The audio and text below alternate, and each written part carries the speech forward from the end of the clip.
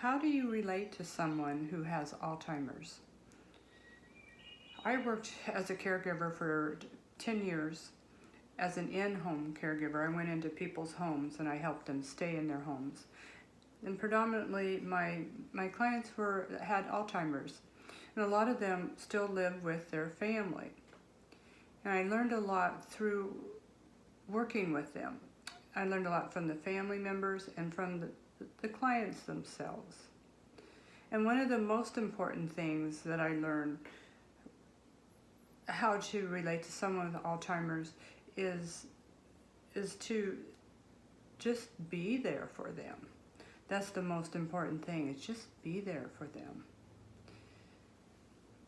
And step into the world, find out where they're at, because days can vary from one day to the next.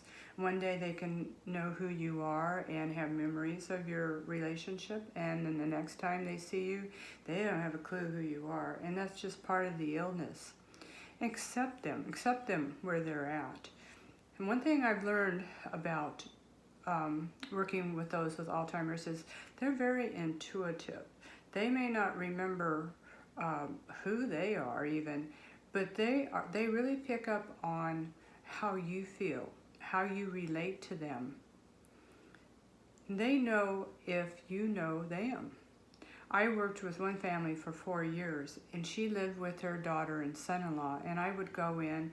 I worked 25 to 30 hours a week, and I would go in and I would help her, and we had fun. We went and did a lot of things together.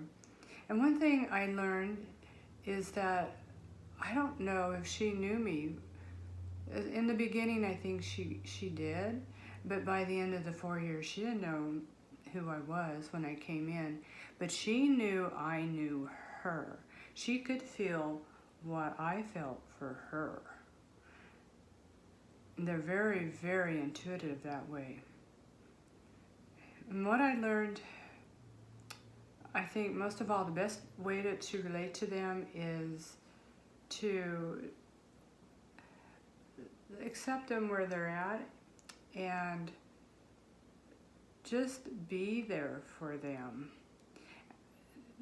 I was able to take her to like exercise classes, and we went to the same exercise class for the 4 years. People knew who she was, and I know she didn't remember who anybody was in that class, but they knew who she was, and she knew that. She felt like part of the group because she knew they knew who she was. I also took her to art class one day a week, Alzheimer's Resource Center, an art class that they had. And again, I don't think she remembered from one week to the other, the people that were there, the workers that were there, but they remembered her, and she knew that. And that's important, because it can be a very isolating disease. And the most important thing is that you're just there. And I would do various things with her, from playing cards to coloring to reading to her. It didn't matter what I was doing with her, as long as I was having fun, as long as I felt comfortable, she did. I had one client I was with them for 2 years, and she lived with her granddaughter and her great-grandchildren. Her granddaughter and her husband, and then the little kids. And I've heard people say, you know, what is the point in going and visiting Aunt so-and-so or my dad? They don't remember. They don't know who I am, and they don't remember that I was even there. Oh, but when this woman that I took care of, one of the things we did, she lived for 30 years in a cabin in the wilds of Alaska, and she loved the mountains, and I'm from Alaska, and I would drive her up there into the mountains, and she loved it. It brought her such joy. She always called it a little piece of heaven on earth up there. And the family told me on the days that I came, I usually worked with them a couple of days a week, they told me they could tell a difference in her even throughout the rest of the day after I was gone and into the evening. She was happier. She was more uplifted. So even though she did not remember our trip, our drive, her body did, her emotions did, her feelings did. So don't ever feel like, what's the point? Because they remember on a certain level, a cellular level, that you were there, and it does make a difference to them. Alzheimer's can become very isolating illness, and it's real important to take time to visit with them and see them. And unfortunately I've seen this too many times where in a group, and it's not intentional, it's never intentional, but someone with Alzheimer's is excluded from conversations, and they often are nonverbal, and they may not be able to follow the conversation either.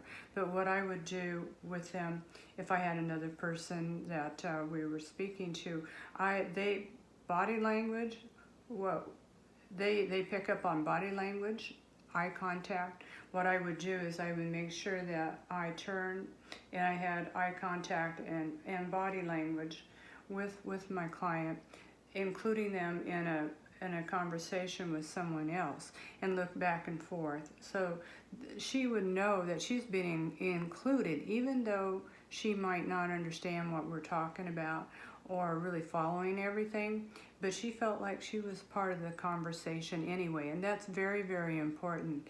I have been to functions where the person with Alzheimer's, people have their back to them and they're engaging in conversation, and the person with Alzheimer's is completely left out.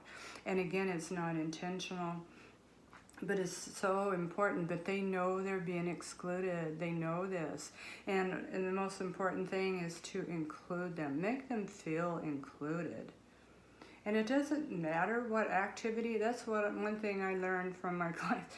It really didn't matter what activity we were doing. I always tried to gauge it for something that I knew they would like and enjoy. But as long as I was having fun, they were having fun.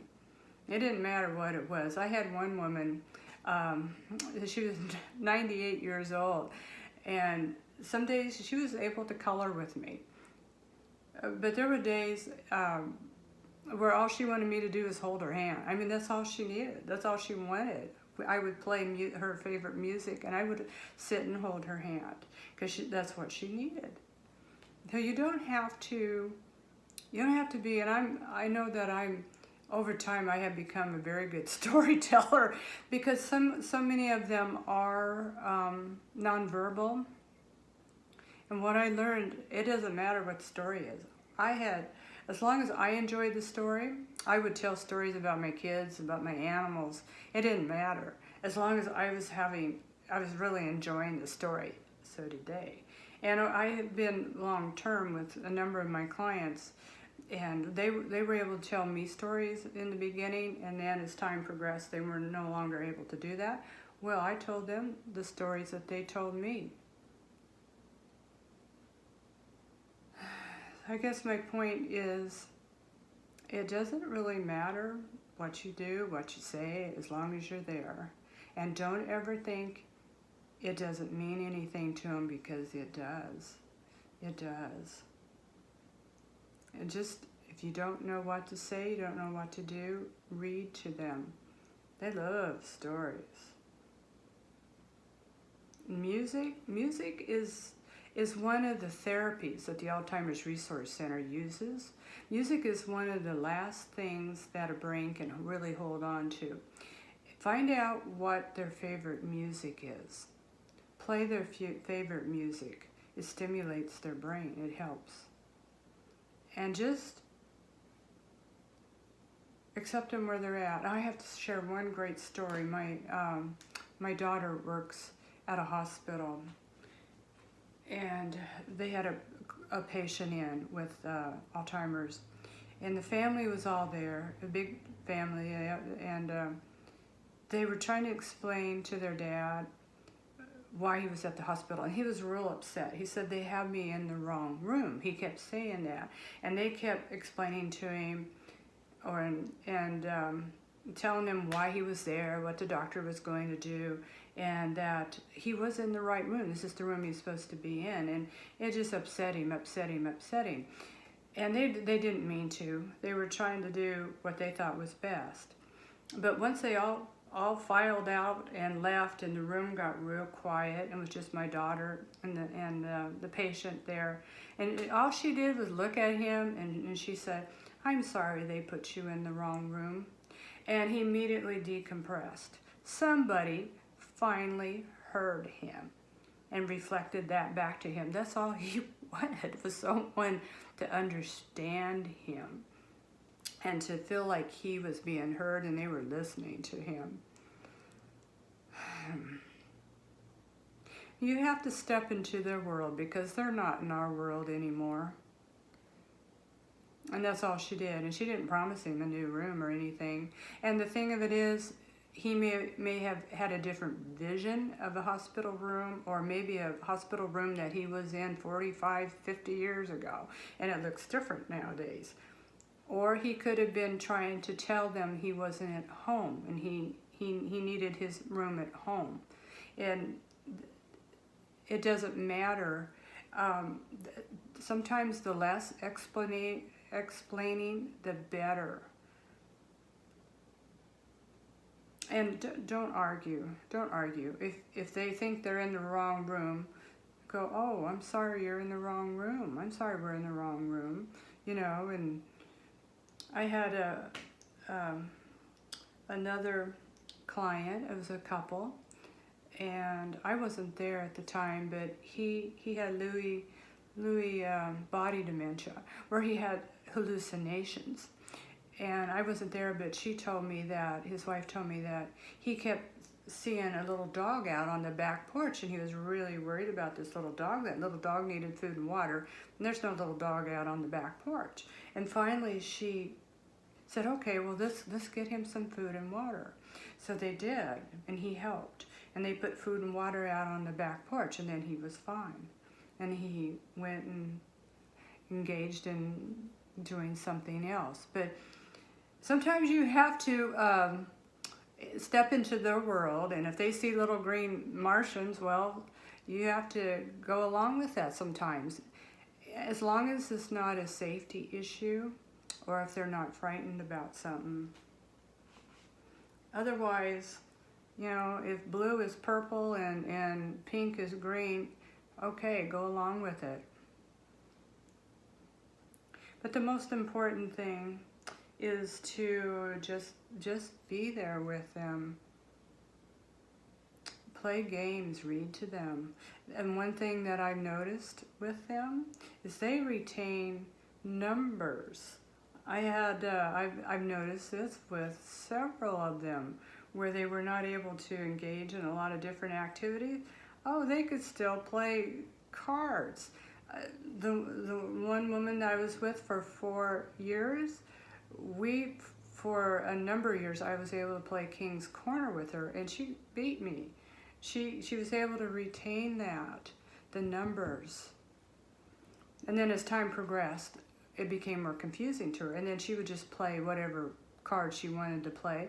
So I just played whatever card I wanted to play. And it doesn't matter. Rules don't matter. There's something very freeing about playing a game where there's no rules. It really is. And I guess that's the main thing I want to get across to you. There's no, and they're all different. There's no set rules to this game. There's no, you have to do a certain way. If you have somebody telling you, "Oh, you have to do it this way," throw that out the window. You figure out what they need and the best way to do it, and then you do that. And be present. When you're with them, be present. Engage them. Use your body language. Use your eye contact. Because even if they can no longer understand everything you're saying, they recognize your body language and your eye contact. Include them and spend time with them. Okay. Have a good day.